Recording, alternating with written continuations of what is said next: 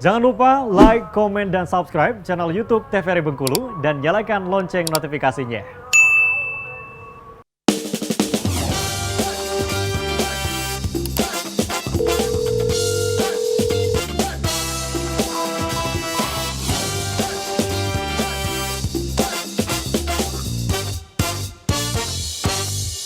Ya pemirsa, kembali lagi di Dokter Kito bersama Kito Sehat, masih membahas mengenai radang usus buntu ini. Nah dokter tadi kan sempat sudah dijelaskan ya penyebab-penyebabnya gitu ya. Nah kira-kira ketika kita sudah merasakan ya atau mungkin kita sudah didiagnosa penyakit ini, kira-kira bisa kemana aja nih kira-kira komplikasinya, ataukah seperti apa nih gejala di tubuh kita sendiri dokter? Oke, dilanjutkan. Dilanjut ya, kan ada di slide berikutnya ya. Nah, sekarang kita masuk ke komplikasinya nih ya.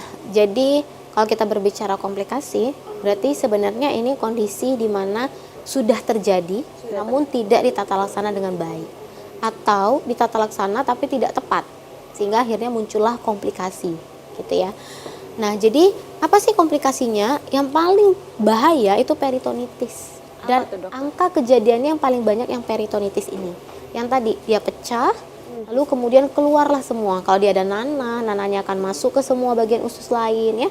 Akibatnya dia mengiritasi lapisan dinding perut yang paling atas sehingga tadi ya jadilah peradangan di peritoneum atau disebut dengan peritonitis tadi.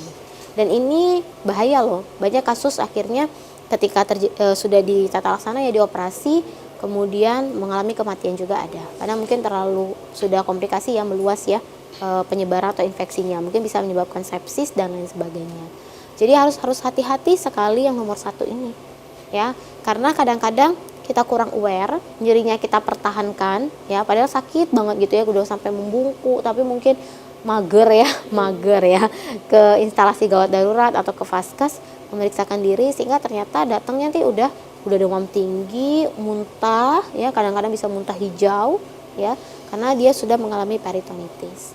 Lalu komplikasi yang kedua apa? Abses. Abses itu artinya nanah, kumpulan nanah.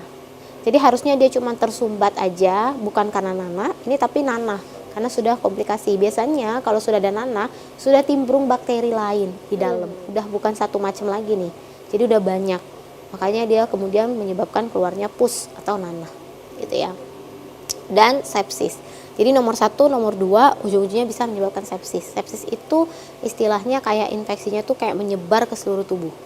Ya, jadi ini bisa menyebabkan komplikasi akhir mungkin kematian ya, kalau kita terlambat.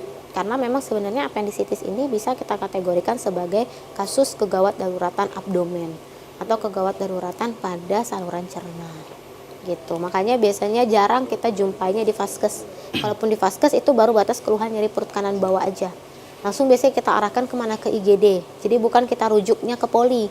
Karena kalau ke poli lama ngantrinya nanti ya.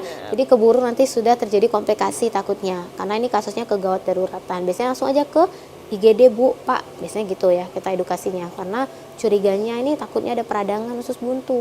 Jadi butuh tata laksana yang cepat dan tepat. Gitu ya. Nah, mungkin untuk ini akan dilanjutkan oleh Kak Agung. Ya.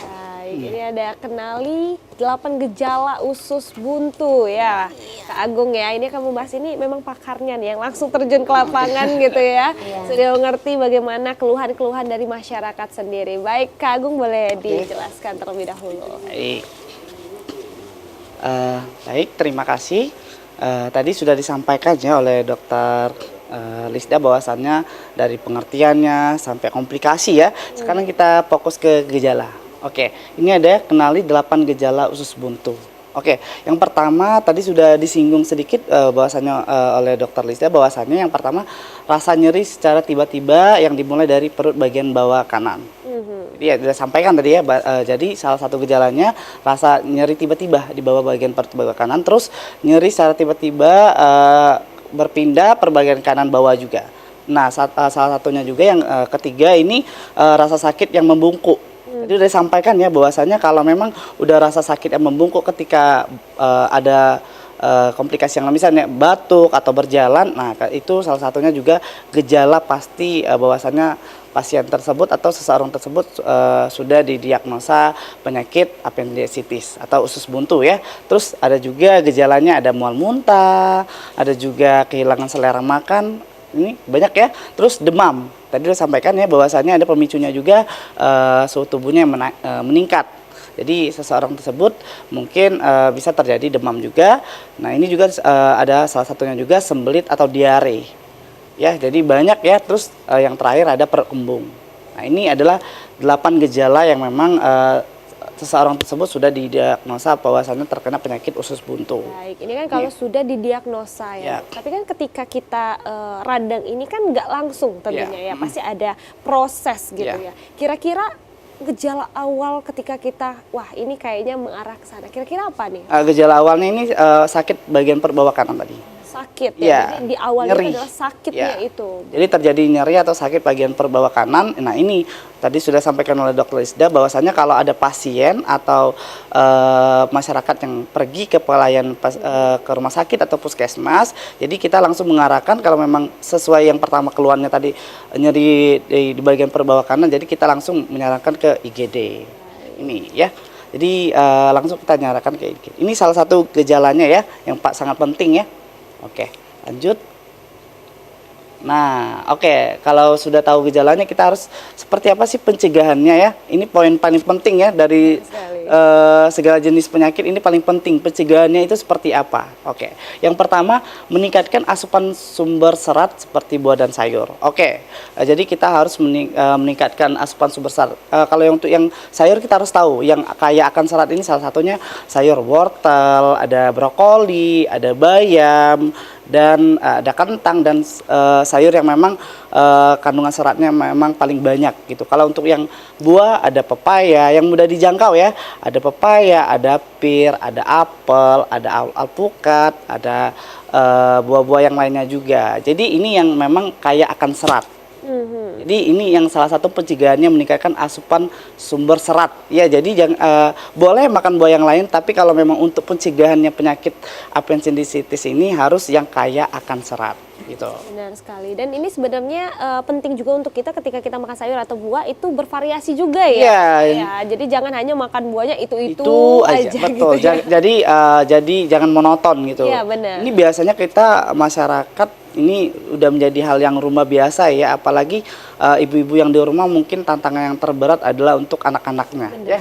Jadi kalau memang anak-anak yang fokus suka buah apel aja gitu. Benar. Jadi orang tuanya susah ini. Paling kita untuk mengedukasi anggota keluarga yang di rumah biar untuk mencoba mungkin bervariasi atau menciptakan inovasi, mungkin tampilan buah penyajian buahannya seperti apa gitu. Mungkin untuk anak-anaknya jangan langsung dalam bentuk buah, misalnya semangka jangan yang dalam bentuk yang potongnya berinovasi gitu. Jadi dari tampilan yang menarik, jadi anak-anak rasa ingin mencobanya jadi lebih tinggi gitu. Oh, ternyata buahnya enak ya gitu.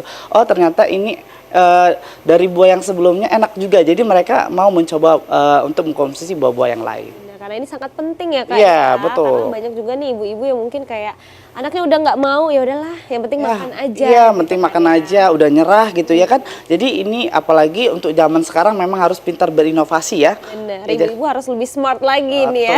Ya. Baik Kak Agung, ditahan dulu tentunya ya. Tadi sudah ada harus meningkatkan asupan serat, setelah itu masih ada apa? Setelah ini kita akan bahas lagi setelah jeda pariwara berikut ini, tetap di Dokter Kita.